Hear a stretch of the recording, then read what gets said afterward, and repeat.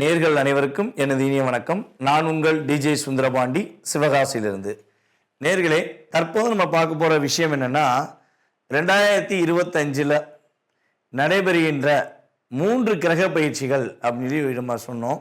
இந்த 3 கிரக பயிற்சியில் சுப கிரகம் என்று அழைக்கப்படுகின்ற குரு பகவான், இந்த குரு பகவான் ரிஷப ராசியிலிருந்து மிதுன ராசிக்குள்ள எப்போ போகிறாரோ அதுதான் குரு பெயர்ச்சி என்று அழைக்கப்படுகிறது.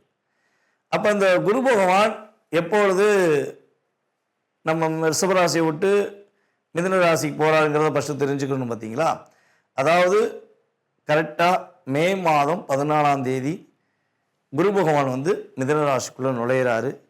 இந்த குரு என்று அழைக்கப்படுகின்றவர் சுப கிரகமாக கருதப்படுகிறார். தேவர்களின் குரு, தேவர்கள்னு சொல்லுவோம் பார்த்தீங்களா, அந்த தேவர்களுக்கே குருவாக இருக்கக்கூடிய நம்மளுடைய குரு பகவான் சுப கிரகமாக, நவகிரகங்களில் இயற்கை சுப கிரகமாக இருக்கிறார். இப்போ நம்ம எல்லா இடங்கள்லையும் போய் நம்ம ஜாதகம் பார்க்கும்பொழுது மேக்சிமம் பார்த்தீங்கன்னா சுப நிகழ்ச்சிகள் என்று சொன்னாலே நம்மளுடைய ராசியில் அல்லது நம்மளுடைய லக்னத்தை குரு பார்க்காரா, அப்போ கோச்சார ரீதியாக குரு பார்வை நம்மளுடைய எந்த விஷயத்துக்காக நம்ம நோக்கிறோமோ அந்த விஷயங்களில் குரு பார்வை இருக்கான்னு தான் ஜோதிடர்கள் எல்லாமே பார்க்குறாங்க. ஸோ அப்படி பார்க்கும்பொழுது காலபுருஷன் ராசிக்கு 9ஆம் இடத்ததிபதி மற்றும் 12ஆம் இடத்ததிபதியான குரு பகவான் காலபுருஷன் ராசிக்கு 3ஆம் இடத்தில் செல்கிறார். இப்போ 3ஆம் இடத்தில் குரு பகவான் செல்வது என்பது எந்த அளவுக்கு ஒரு மிகப்பெரிய மாற்றத்தை கொடுக்கும், எல்லா நேயர்களுக்கும் என்னென்ன விஷயங்கள்லாம் முன்னேற்றத்தை குரு பகவான் கொடுக்க போறார் என்று பார்க்க போகிறோம். இந்த குரு பகவான் இந்த வருடத்திலே கிட்டத்தட்ட பார்த்தீங்கன்னா 3 முறை பயிற்சி ஆகிறார். 3 முறை பயிற்சி ஆகிறன்னா எப்படிங்க அப்படின்னு ஒரு கேள்வி வைப்பீங்க பார்த்தீங்களா. அதாவது இந்த வருடத்தில் ஆகஸ்ட் மாதம் 18ஆம் தேதி அதிசாரமாக கடகராசிக்குள்ள நுழைவார். ஆகஸ்ட் மாதம் 18ஆம் தேதி அதிசாரமாக கடகராசிக்குள்ள நுழைவார்.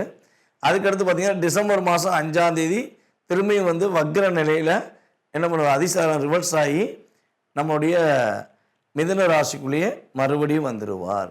அது குரு வக்ர நிலைன்னு சொல்லுவோம். ஸோ கிட்டத்தட்ட பார்த்திங்கன்னா ஃபஸ்ட்டு ஊரில் மிதுன ராசிக்குள்ளே வர்றாரு, திரும்ப கடகராசிக்குள்ளே நுழைகிறாரு, திரும்ப மிதுன ராசிக்குள்ளே வர்றாரு.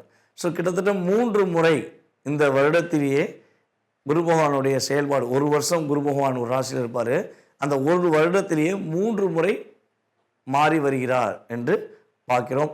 அப்போ குரு பகவான் யாரையுமே அதிகமாக கஷ்டப்படுத்த போகிறதும் கிடையாது, யாரையுமே மிகப்பெரிய கவலை உண்டாக்கக்கூடிய செயல்பாடுகளை செய்ய போகிற கிடையாது என்று முழுமையாக தெரிந்து கொண்ட உங்களுக்கு உங்களுடைய ராசிக்கான பலன்கள் என்ன, உங்களுடைய ராசிக்கான குரு பயிற்சி பலன்களை பற்றி நீங்கள் முழுமையாக பார்க்கலாம். வாங்க வீடியோக்குள்ள போகலாம்.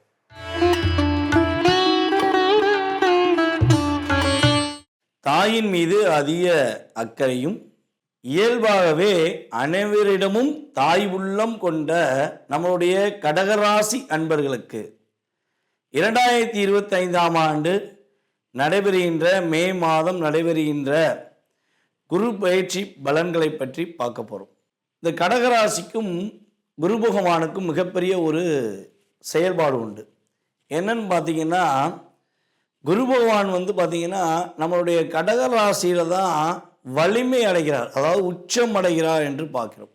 இப்போ எந்த இடத்துல குரு பகவான் அமர்ந்தாலும் கடகராசிக்கு மட்டும் எப்பவுமே அதிகமான நன்மைகளை கொடுப்பார். அதனால தான் எப்பவுமே நமக்கு யார் வீடை பிடிக்குன்னு சொல்லி உட்காந்துட்டோமோ அந்த வீட்டை போய் நம்ம வீடாக எடுத்துக்கிட்டோமோ அப்போ நம்ம அவங்களுக்கு நல்லது செய்வோமா அல்லது சில பிரச்சனை கொடுப்போமா, யோசிச்சு பாருங்கள். ஸோ அதே மாதிரி தான் குரு பகவானுக்கு உங்களுடைய ராசியை ரொம்ப ரொம்ப பிடிக்கும். கடகராசினாலே ஒரு பற்று குரு பகவானுக்கு இயல்பாகவே உண்டு. அப்போ கடகராசியில் உச்சம் பெறுகின்ற குரு பகவான் உங்கள் ராசிக்கு எத்தனாம் இடத்ததிபதியாக வர்றாரு அப்படின்னு பார்த்தீங்கன்னா, கடகராசிக்கு 6ஆம் இடத்ததிபதி மற்றும் 9ஆம் இடத்ததிபதி. இப்போ இந்த 6, 9க்குரிய அதிபதியான குரு பகவான் எந்த ராசியில் அமர போகிறாரு அப்படின்னு பார்க்கும்பொழுது, இவ்வளவு நாட்களாக உங்கள் ராசிக்கு 11ஆம் இடமான லாபஸ்தானத்தில் அமர்ந்த குரு பகவான் தற்போது உங்கள் ராசிக்கு 12ஆம் வீடான மிதுன ராசிக்குள்ளே நுழைகிறார். இப்போ 12ல் அமர்ந்த குரு பகவான் உங்கள் ராசிக்கு என்னென்ன மிக முக்கியமான செயல்பாடுகளை செயல்படுத்தி தர்றாரு அப்படின்னு சொல்லி பார்க்கணும். குரு பகவான் மிதுன ராசியில் அமர்ந்து தன்னுடைய பார்வையின் மூலமாக உங்கள் ராசிக்கு 5ஆம் வீடான துலாம் ராசியை பார்க்கிறார். உங்கள் ராசிக்கு 4ஆம் வீடு துலாம் ராசி 5ஆம் பார்வையின் மூலமாக பார்க்கிறார். அதாவது குரு பகவானுக்கு எத்தனை பார்வை நம்ம சொன்னோம்? 3 பார்வைகள். அதில் பார்த்திங்கன்னா 5ஆம் பார்வை விசேஷமான பார்வை, 7ஆம் பார்வை சமசத்ம பார்வை, 9ஆம் பார்வை பார்த்திங்கன்னா விசேஷமான பார்வை. அப்போ முதல் 5ஆம் பார்வை எடுத்துக்கிட்டோம்னா உங்கள் ராசிக்கு 4ஆக வருது.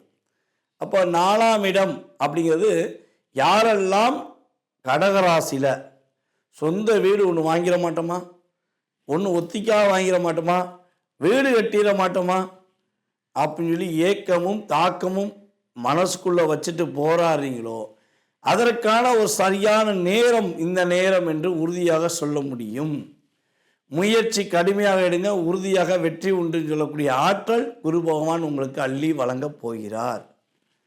அதே போல் அம்மாவுக்கு இருந்த உடல்நிலை சம்பந்தப்பட்ட பிரச்சனைகள் கடந்த 3 வருட காலமாக உங்களுக்கும் உங்கள் தாயாருக்கும் உடல் ரீதியான மன ரீதியான பிரச்சனையிலிருந்து விடுபடுவதற்கான ஒரு அற்புதமான காலகட்டம் தான் இந்த குரு பயிற்சி.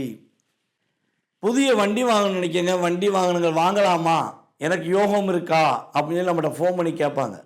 அப்படி ஃபோன் பண்ணி கேட்கும்போது ஃபஸ்ட்டு நம்ம என்ன எடுக்கிறோம்னா உங்களுடைய ஜாதக அமைப்பு ரீதியாக கோச்சார ரீதியான பலன்கள், அதுக்கடுத்து அது வலிமை பெருமா பெறாதாங்கிறத உங்களுடைய சுய ஜாதகத்தை வச்சே நம்ம முடிவெடுக்கும். அப்போ அந்த முடிவெடுக்கிற தன்மையில் இந்த கோச்சார ரீதியான பலன்களில் புதிய வண்டி வாகனங்கள் வாங்கக்கூடிய அமைப்புகள் குரு பகவான் கொடுக்கிறார். கார் வாங்கலாமா சார் அப்படின்னா கட்டாயமாக கார் வாங்கலாம்.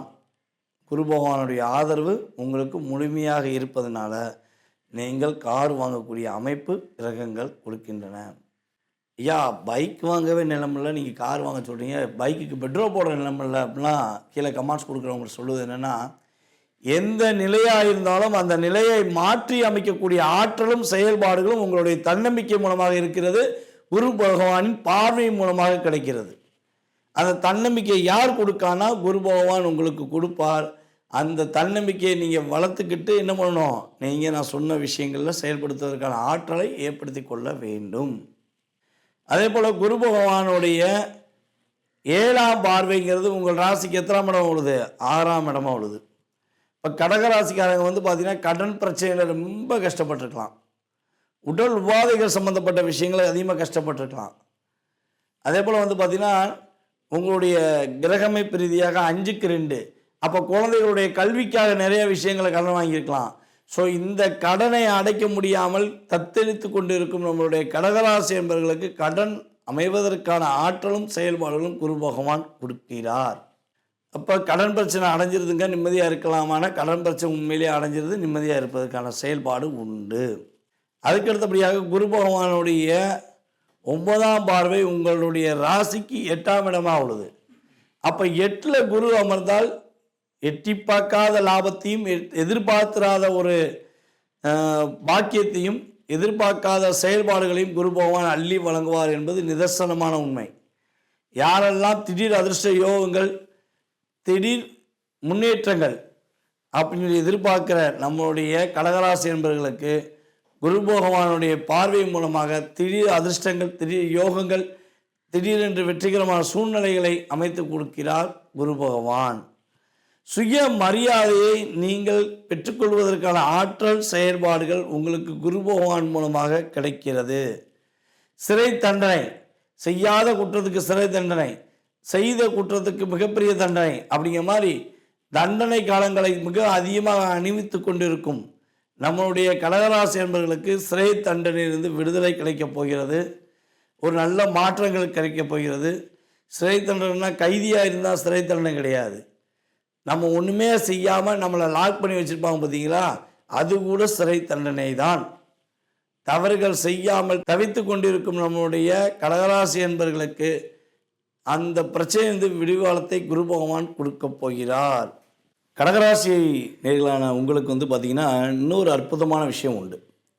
ரொம்ப நாளாக சந்தோஷம்னா என்ன, சந்தோஷத்தை பெறுவதற்கான வாய்ப்புகள் என்ன அப்படின்லாம் ஃபீல் பண்ணிங்க பார்த்தீங்களா? இந்த சுகஸ்தானத்தை உங்களுடைய 4ஆம் வீட்டை குரு பகவான் பார்ப்பது மூலமாக உங்களுக்கு சுகஸ்தானம் ரொம்ப சூப்பராக இருக்கும். அப்போ சந்தோஷம்னா என்னங்கிறத நீங்கள் உணர்வதற்கான ஒரு ஆற்றல், செயல்பாடுகள் இந்த குரு பயிற்சி மூலமாக உங்களுக்கு ஏற்பட போகுது. ஸோ வீடு மனை வாங்க போகிறீங்க, வண்டி வாகனங்கள் வாங்க போகிறீங்க, அதே போல் வந்து பார்த்திங்கன்னா சுகஸ்தானத்தையும் பெற போகிறீங்க. சுகங்கிறது நம்ம என்னென்னலாம் நினைக்குமோ அதெல்லாம் நல்லபடியாக நடந்தாலே அதுவே ஒரு சந்தோஷம்தான். ஸோ அப்போ சந்தோஷம் அதிகமாக கிடைப்பதற்கான ஆற்றல், செயல்பாடுகள் குரு பகவான் மூலமாக உங்களுக்கு கிடைக்க போகுது. சுய மரியாதை இங்கே வந்து கொஞ்சம் அதிகரிக்கப்படும். உங்களுக்கு நீங்கள் என்ன விஷயத்துக்காக எந்த அளவுக்கு ஒரு ரெஸ்பான்சிபிள் வேணும்னு நீங்கள் எதிர்பார்த்தீங்களோ, இவ்வளோ நாட்களாக உங்களை கண்டுக்கிறாமல் இருந்த உங்களுடைய உறவுகள், உங்களை கண்டுக்கிறாமல் இருந்த உங்களுடைய உடன் பிறந்த சகோதர சகோதரிகள், இவங்கெல்லாம் இனிமேல் உங்களுக்கான ஒரு அங்கீகாரத்தை கொடுப்பாங்க. நீங்கள் உங்களுடைய முக்கியத்துவத்தை புரிஞ்சுக்கிடுவாங்க. உங்கள் மீது ஒரு அக்கறை செலுத்துவதற்கான ஆற்றல், செயல்பாடுகள் குரு பகவான் உங்களுக்கு அற்புதமாக வழங்கப் போகிறார். திடீரென்று ஒரு யோகமான சூழ்நிலைகள் அப்படின்னு ஒன்று கிடச்சா எப்படி இருக்கும்? நம்மளை கவலைப்படுவோமா?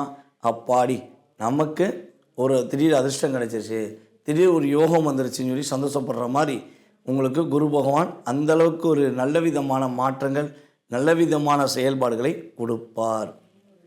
இங்கே அப்பா வழி சொத்தும் பிரச்சனை இருந்தாலும் கிடச்சிரும், அம்மா வழி சொத்து பிரச்சனை இருந்தாலும் கிடச்சிரும். பிரச்சனையே இல்லாமல் சொத்து கிடைக்கணுக்கான ஆப்ஷனும் அதிகமான வாய்ப்புகள் உண்டு. அம்மா உடல் ஆரோக்கியத்துக்காக செலவழித்த செலவும் இனிமேல் கிடையாது, அப்பாவுக்காக நீங்கள் செலவழித்த செலவும் இனிமேல் கிடையாது. இந்த 2 பேரும் சேர்ந்து இனிமேல் உங்களுடைய லைஃப்பில் ஒரு மிகப்பெரிய மாற்றத்தை கொடுக்க போகிறார்கள் என்பது நிதர்சனமான உண்மை.